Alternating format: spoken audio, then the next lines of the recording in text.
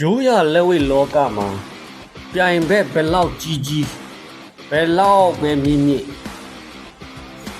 အကြီးအသေးမရှောင်ပြီးစေးလည်းမဆောင်တဲ့လူမိုက်ကြီးတယောက်ရှိခဲ့ဘူးပါတယ်သူကတော့တခြားသူမဟုတ်ပါဘူးမြမလက်ဝဲပရိသတ်တွေရဲ့အသေးဆွဲချကြတဲ့အလဲထိုးဘရင်တွေ့မရှောင်ပါပဲဒီနေ့ဗီဒီယိုမှာတော့တွေးမကြောင်တဲ့သူ့ရဲ့ဘဝအကြောင်းနဲ့သမိုင်းဝင်ပွဲတွေကိုတင်ဆက်ပေးသွားမှာမို့ဖော်လိုလေးတွေလှုပ်ထားပေးကြပါအောင်နော်တွေးမရှောင်ရဲ့အမည်ရင်းကတော့ကိုရန်နိုင်လင်းဖြစ်ပြီး1982ခုနှစ်မှာမွန်ပြည်နယ်မှုတုံမြို့နယ်မှာမွေးဖွားခဲ့ပါတယ်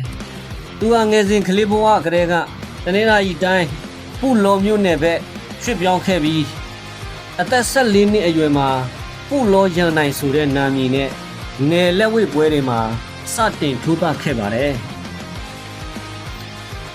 2002ဝန်းကျင်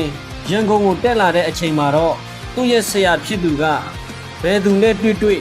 ဘယ်တော့မှမရှောင်ဘူးဆိုတဲ့သူ့ရဲ့စိတ်ဓာတ်ကိုအစွဲပြုပြီးတော့တွေ့မရှောင်ဆိုတဲ့အမည်ပေးကိုပေးခဲ့တာဖြစ်ပါတယ်တွေ့မရှောင်ရဲ့ကစားသမားဘဝအထောက်ထိပ်ကာလကတော့2009ခုနှစ်ပါပဲအဲ့ဒီနှစ်တွေမှာသူဟာရိုးရာလက်ဝဲစင်ကဘာချန်ပီယံဆုဂိုရမ်ဘတ်တွေကိုစုခုနိုင်ခဲ့ပြီးပြိုင်ဘက်တွေကိုစက်တိုက်ထိုးပြနိုင်ခဲ့လို့ Knockout King အလဲထိုးပရင်အဖြစ်ကြော်ကြားလာခဲ့ပါတယ်သူ့ဘဝရဲ့အမတ်တရအရှိဆုံးပွဲကတော့2008ခုနှစ်ဩစတြေးလျနိုင်ငံမှာဖွားထိုးခဲ့တဲ့ပွဲပဲဖြစ်ပါတယ်လောင်အိမ်ထဲမှာကစ်ဘောင်စင်ချန်ပီယံကြီးအော်မတ်နဲ့ထိုးရတာဖြစ်ပြီးတွေ့မရှောင်ဟာနှစ်ကြိမ်တိုင်ဒဏ်ရာပြင်းထန်လို့အနာတောင်းခဲ့ရပြီမဲ့ဇွဲမလျှော့ပဲပြန်ထပြီး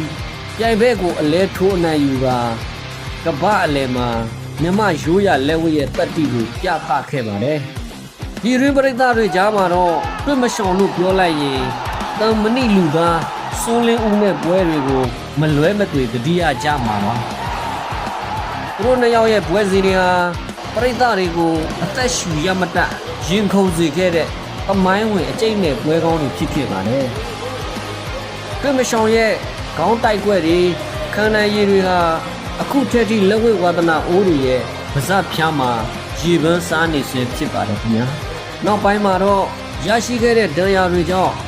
လက်ဝဲလောကကနေအနားယူခဲ့ပြီးလက်ရှိမှာတော့မွန်ပြည်နယ်ဘက်မှာအေးချမ်းနေထိုင်လျက်ရှိပါတယ်သူဟာလက်ရှိကွေးထဲမှာမထိုးတော့ပေမဲ့သူချန်ခဲ့တဲ့တတ်တိနဲ့ပွဲကောင်းတွေကတော့ရိုးရလက်ဝဲသမိုင်းမှာဘယ်တော့မှပျောက်ကွယ်သွားမှာမဟုတ်ပါဘူးခင်ဗျာသူရဲကောင်းကြီးတွေ့မရှောင်ကိုချစ်တဲ့ပရိသတ်တွေရှိရင်ကော့မန့်ထဲမှာတွေ့မရှောင်လို့ရေခေခဲ့ကြပါအောင်နော်အားလုံးကိုကျေးဇူးတင်ပါတယ်ခင်ဗျာ